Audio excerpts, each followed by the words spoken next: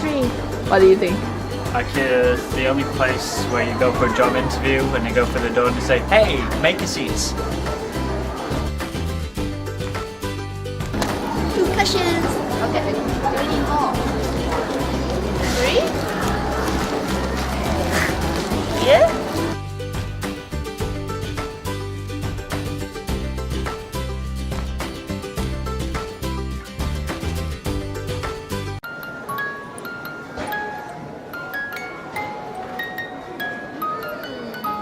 Maybe that happened.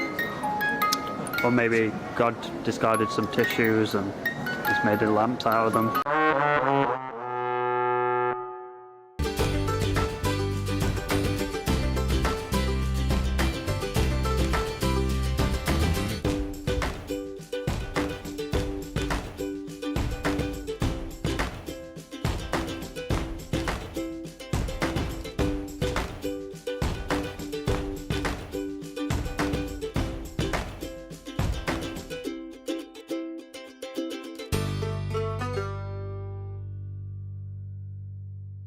Trip to Ikea is like an allegory for life.